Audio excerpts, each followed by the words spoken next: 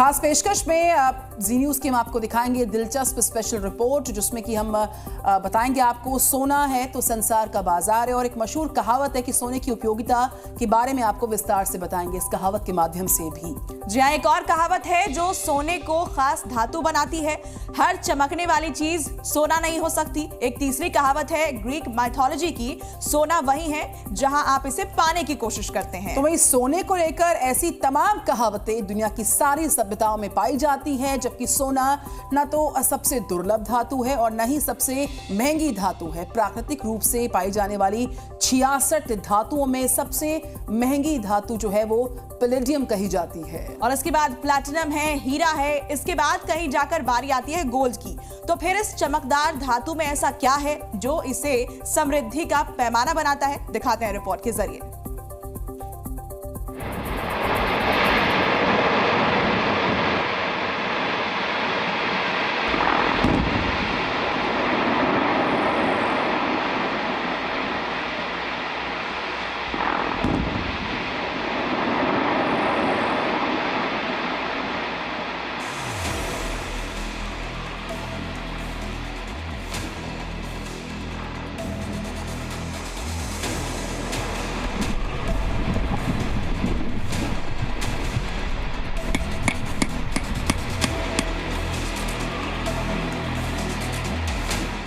अगर खुदाई और इसके बाद एक धातु के रूप में सोने को अंतिम रूप देने की प्रक्रिया देखें तो इसकी चमक अपने आप में रहस्यमयी हो जाती है। यूं समझिए कि सोना अपने आप में धरती के सबसे बड़े रहस्यों में से एक है।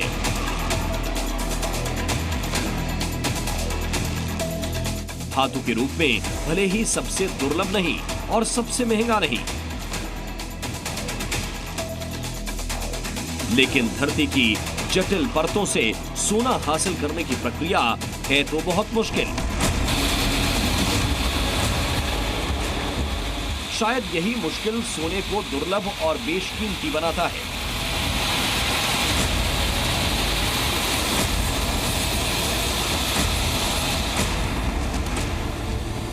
क्योंकि अब तक दुनिया भर के ज्ञात स्वर्ण खदानों में सोने को लेकर एक कहावत आम है, 10 टन मिट्टी और रत्ती भर सोना।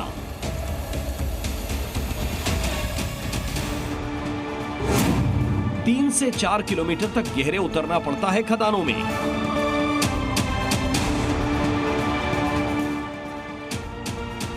$25 ग्राम सोने के लिए तोड़नी पड़ती हैं 1 मीट्रिक टन चट्टानें।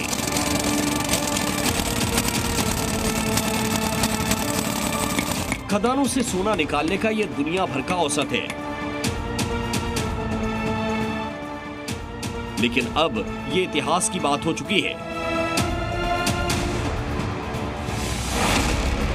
चीन की स्वर्ण खदानों में कुछ ऐसा चमत्कार हुआ है जिससे दुनिया हैरान है। चीन में मिला अब तक का सबसे बड़ा स्वर्ण भंडार।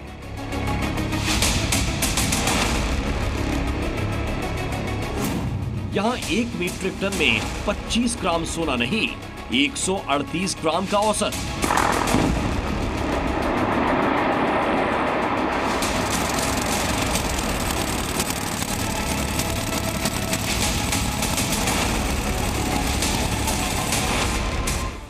जानकार इसलिए हैरान हैं क्योंकि इस औसत से सोना पूरी दुनिया में आज तक नहीं मिला।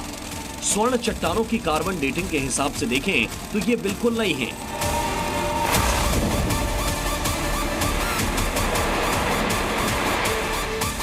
सिर्फ 25 लाख साल पुरानी। These rocks are supposed to be Proterozoic age. Proterozoic माने 2500 मिलियन ईयर्स का नीचे, मगर जो प्रोसेस जो बताया जा रहा है, जो गोल्ड क्वार्ट्ज वीन्स उसके साथ जो पायराइट एंड आर्सेनोपायराइट का जो एसोसिएशन है, ये सब तो कॉमन है, मगर जो रॉक टाइप्स जो डिस्कवर किया गया है, जिसमें जो गोल्ड डिस्कवर किया गया है, वो तो बहुत अनयूजुअल है। चीन में सोने की ये चमत्कारी खोज इसलिए मानी जा रही है क्योंकि अब तक दुनिया की ज्ञात गोल्ड माइंस में सोना 100 मिलियन यानी 1 अरब साल पुरानी चट्टानों में मिलता था। लेकिन चीन में सिर्फ 25 लाख साल पुरानी चट्टानों में इतना सोना? इसका अनुमान कुछ आंकड़ों से लगाइए। पिंगजियांग काउंटी के पास मिली खदान में 1000 मीट्रिक टन सोना है। खदान में सोने की कुल कीमत 7 लाख करोड़ से भी ज्यादा है। इससे पहले दक्षिण अफ्रीका की डीप माइंस में 900 टन सोना मिला था। चीन में मिली खदान सबसे बड़ी और सोने की मात्रा का घनत्व सबसे ज्यादा है।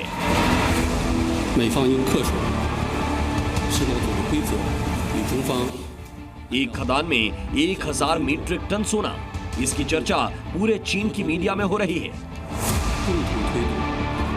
ये कितनी बड़ी बात है, इसका अंदाजा आपको तभी होगा जब पूरी दुनिया की गोल्ड हिस्ट्री से वाकिफ होंगे।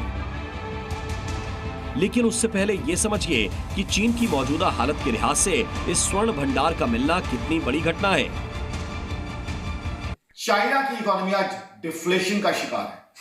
चाइना में डेट क्राइसिस है, रियल एस्टेट क्राइसिस है, वहां की करेंसी में इश्यूज है और यूएस चाइना ट्रेड वॉर जो आज से कुछ समय पहले चली थी, उससे भी चाइना को नुकसान हुआ।